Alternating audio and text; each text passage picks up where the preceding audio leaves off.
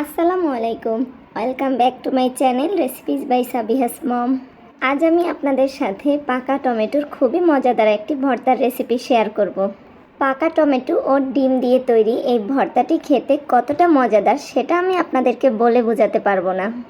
এই ভর্তার স্বাদ বুঝতে হলে আপনাকে অবশ্যই বাসায় একবার ট্রাই করতে হবে। তাহলে কথা না বাড়িয়ে চলেন শুরু করি। ভর্তাটি বানানোর জন্য আমি এখানে কিছু পাকা টমেটো ধুয়ে গোল গোল করে কেটে নিয়েছি। চুলায় একটি প্যান বসিয়ে সামান্য একটু সরিষার তেল দিয়ে টমেটোগুলো দিয়ে দিলাম।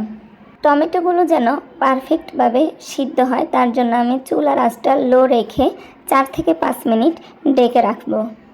ঢাকনাটা তুলে টমেটোগুলোকে ভালোভাবে উল্টিয়ে পাল্টিয়ে ভেজে নিব। কিছুক্ষণ পর দেখেন আমার টমেটোগুলো পারফেক্টভাবে ভাজা হয়ে গেছে। এখন টমেটোগুলোকে এক সাইডে রেখে আমি একটা ডিম ভেঙে দিয়ে দিলাম।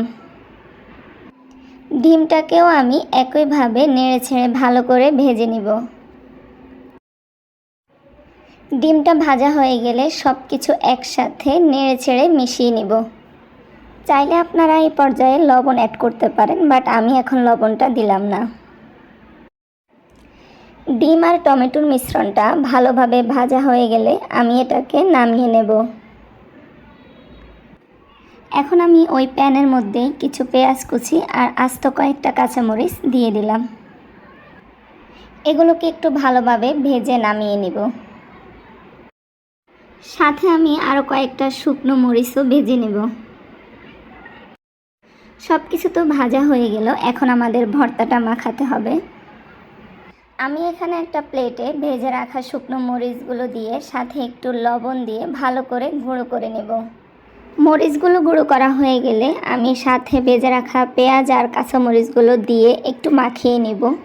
আর এই ভর্তাতে লবণ এবং ঝালের পরিমাণটা অবশ্যই আপনাদের পছন্দ মতো দিবেন, তাই আমি আর কোনো পরিমাপ বলিনি। আমার আজকের এই রেসিপিটা যদি আপনাদের কাছে ভালো লাগে অবশ্যই আমার ইউটিউব চ্যানেলটাকে সাবস্ক্রাইব করে পাশে থাকা অল লেখা বাটনটাতে ক্লিক করে দিবেন। আর যারা ভিডিওটি ফেসবুক থেকে দেখছেন তারা অবশ্যই আমার ফেসবুক পেজটাতে লাইক ও ফলো দিয়ে রাখবেন। পেঁয়াজ আর মরিচের সাথে আমি একটু সরিষার তেল দিয়ে মাখিয়ে ভেজে রাখা ডিম আর টমেটোগুলো দিয়ে দিলাম। সবশেষে সাথে একটু ধনিয়া পাতা দিয়ে দিলাম। চাইলে আপনারা এখানে কাঁচা পেঁয়াজ অ্যাড করতে পারেন, বাট আমি আর আজকে কাঁচা পেঁয়াজটা দিলাম না।